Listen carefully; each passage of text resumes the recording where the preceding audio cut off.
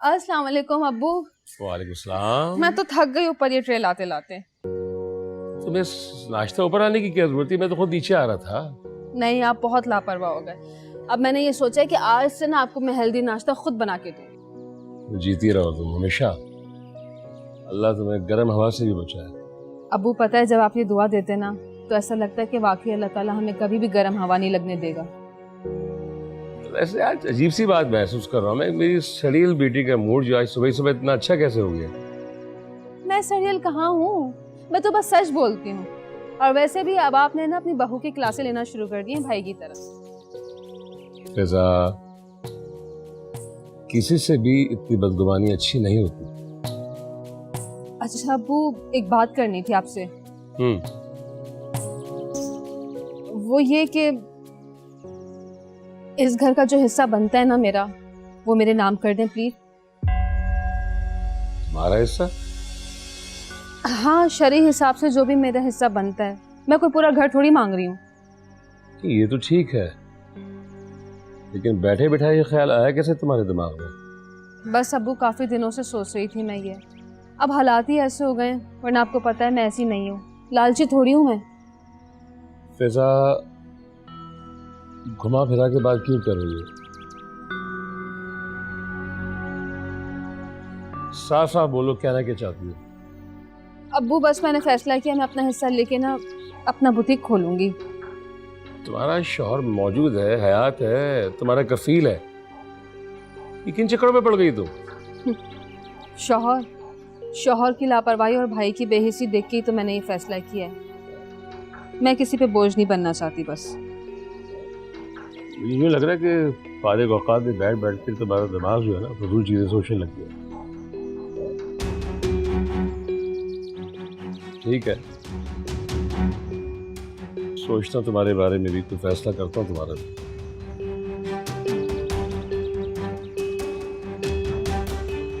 जाओ नीचे जाओ।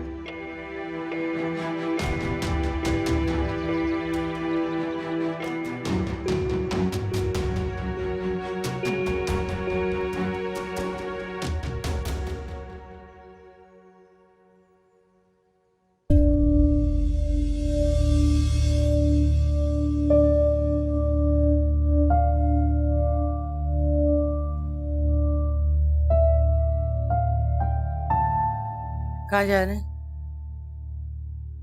बहू को देखने जा रहा हूँ, तबीयत बिगड़ जाएगी उसकी। उमेर है ना उसके पास, आप बैठ जाए।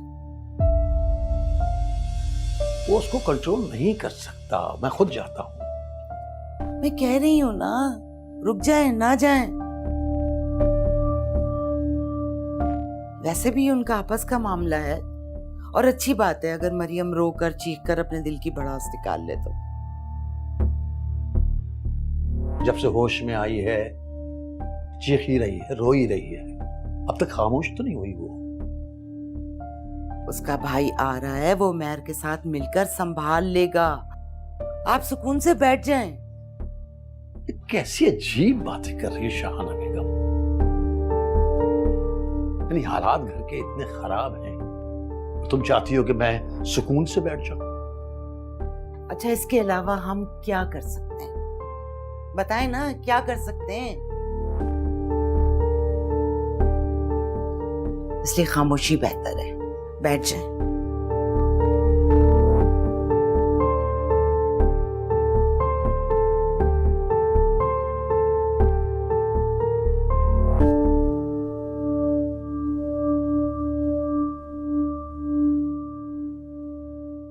बात सुनो सबा, हमारे घर में बड़ों के एहतराम का एक रिवाज है। तुम मुसलसल अब्बू को और मुझे इग्नोर करके ना मोबाइल में गुम हो। आपको कोई काम है फिजा? तौबा है, कैसा पहाड़ जैसा लहजा है तुम्हारा। मैं ये कह रही हूँ सिर्फ इतना कि या तो ये फोन साइड में रख दो या अपने कमरे में ही दफा हो जाओ।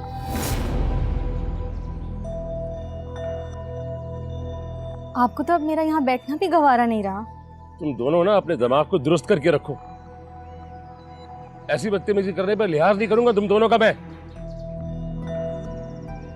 अबू मैंने तो कुछ भी नहीं कहा। जुनैद कहाँ है? वो बाहर गए। बेचारा मेरा गरीब भाई, छुट्टी वाले दिन भी ना घर का नाश्ता नसीब नहीं है उसे। भेज दिया होगा तुमने अपने काम से हलवा पूरी या पाई लेने। वो आपकी बहन से मिलने गए, मेरे किसी काम से नहीं गए।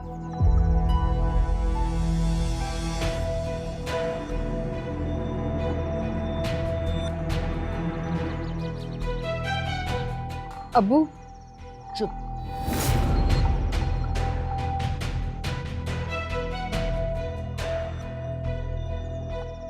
अस्सलाम वालेकुम यासिर। हाँ बेटा, कैसे हो? कहाँ हो? मतलब तुम बीवी को यहाँ पे छोड़ के गए, उसे भूल ही गए हो? तुम लंच मेरे साथ करो और वापसी में फिजा को यहाँ से लेके जाओ यार। खुदा हाफिज।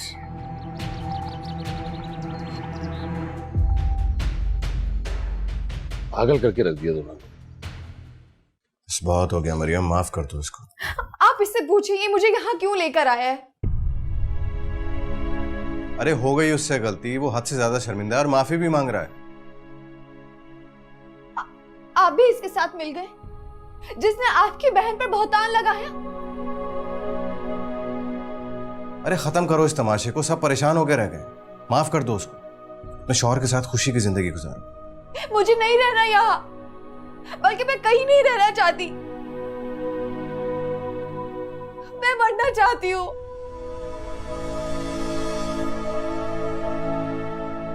मुझे मौत चाहिए। तुम्हें अल्लाह का वास्ता,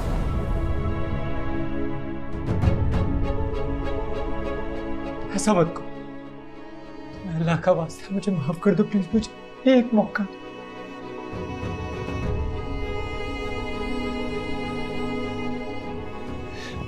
मैं सब कुछ सही कर दूंगा मरियम, प्लीज मुझे एक मौका दो, प्लीज मुझे माफ कर दो।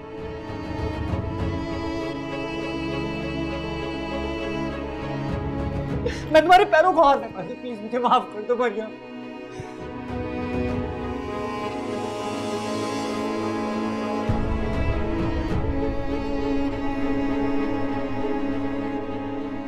मरियम, किसी मर्द के लिए इससे ज्यादा बेइज्जती की बात नहीं हो सकती कि वो अपनी बीवी के कदमों में बैठ के उससे माफी मांगे।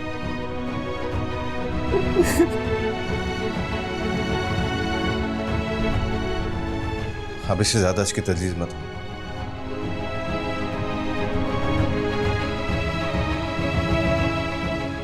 माफ कर दो उसको।